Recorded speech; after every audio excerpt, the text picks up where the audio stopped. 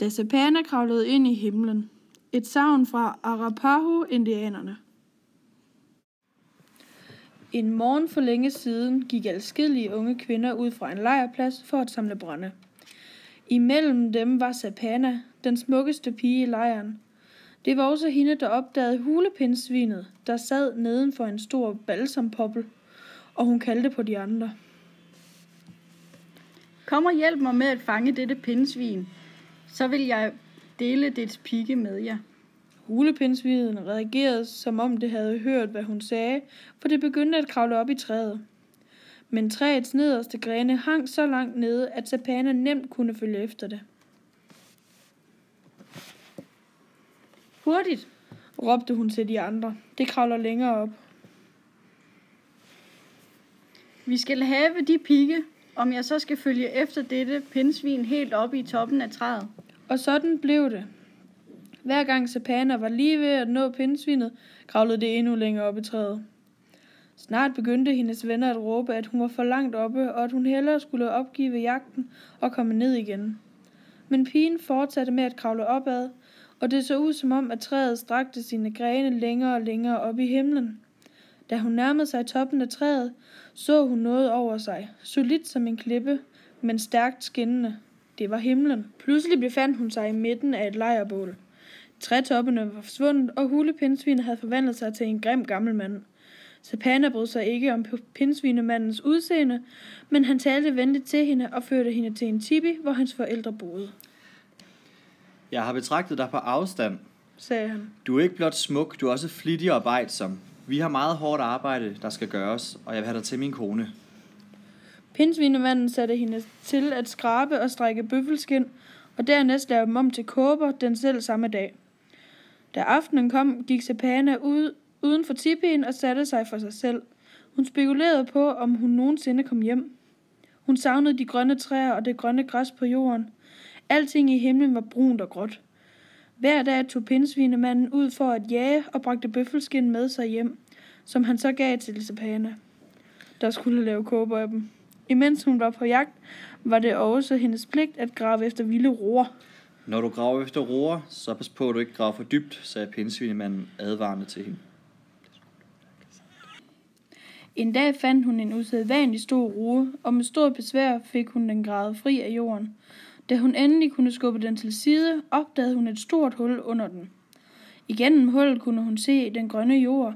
Langt nede kunne hun se floder, bjerge, cirkler af telte og mennesker, der gik omkring, og hun vidste nu, hvorfor pindsvinemanden havde advaret hende mod at grave for dybt. Da Sapana ikke ville lade pindsvinemanden vide, hvad hun vidste, dækkede hun hullet til igen, og hele vejen tilbage til tipien spekulerede hun på, hvordan hun skulle komme tilbage til jorden. Næsten hver dag, når pindsvinemanden bragte huder med hjem, som hun skulle bearbejde, blødgøre og lave om til kåber, var der lange, tynde strimler af skind tilbage, når hun var færdig. Dem begyndte hun nu omhyggeligt at samle og gemme under sin natteleje. Til sidst mente hun, at nu var der skind nok, og hun bandt stykkerne sammen til en lang lasso, der skulle nå ned til jorden. En morgen, da pindsvinemanden som sædvanligt gik ud på jagt, tog hun sin lasso og gik til stedet, hvor hun havde fundet den enorme roe. Der gravede hun den fri igen og lagde sin gravestav på tværs af hullet. Så bandt hun den ene ende af lassoen fast til staven og den anden ende fast under armen på sig selv. Langsomt begyndte hun at fire sig ned af lassoen, som hun lige så langsomt rullede ud. Hun kravlede nedad i lang tid, før hun endelig kunne begynde at ane de grønne trætoppe under sig. Men da det skete, havde hun rullet hele lassoen ud, og den var ikke lang nok til at nå jorden. Nu vidste hun ikke, hvad hun skulle gøre. Hun hang der i lang tid, svingende frem og tilbage. Hun kunne høre hunde gø på lang afstand og høre mennesker råbe til hinanden nede i hendes eget folks lejr. Men de var for langt væk til at kunne få øje på hende. Efter et stykke tid kunne hun høre lyde over sig, og Line begyndte at ryste voldsomt. En sten susede overraskende forbi hende, kastet fra oven. Så hørte hun pindsvinemanden true med at slå hende ihjel, hvis hun ikke kravlede op igen. På dette tidspunkt var Bosset, musvågen, begyndt at cirkle under hende, og hun råbte, at den skulle komme hende til hjælp. Fuglen svævede ind under hendes fødder flere gange, og Sapana fortalte den, hvad der var sket med hende. Hop ned på min ryg, så skal jeg bringe dig ned til jorden, sagde fuglen. Hun hoppede ned på fuglens ryg, men holdt stadig fast i linen. Er du klar? Spurgte fuglen. Ja, Svarede Sapana, Så slip linen. sagde Bosset. Hun slap, og de begyndte at styrte mod jorden. Sapana var selvfølgelig for tung for den, så de fik hurtigt for meget fart på og begyndte at styrte ukontrolleret til jorden. Bosset så Hawk, høen, flyve under sig og råbte, at den skulle komme til hjælp. Hjælp mig med at tage denne pige tilbage til sit folk. Hawk fløj Sapana så langt ned, at hun kunne se sin families tipi klart nedenfor.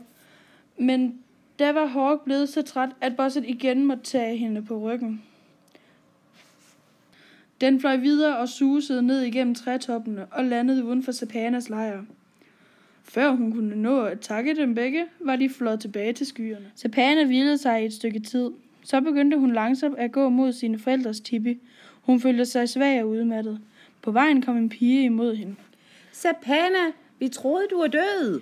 Pigen hjalp hende med at komme hen til forældrenes tipi, og først troede Sapanas moder ikke på, at hendes datter var vendt tilbage fra himlen. Så slyngede hun sine arme omkring hende, og de græd sammen. Nyheden om Sapanas tilbagekomst spredte sig som en præriebrand.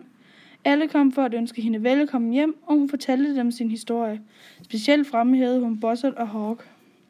Siden blev det sådan, at uanset hvornår Sapanas folk tog på bøffeljagt og fangede noget, blev der altid efterladt en bøffel som føde til Bosset og Hawk.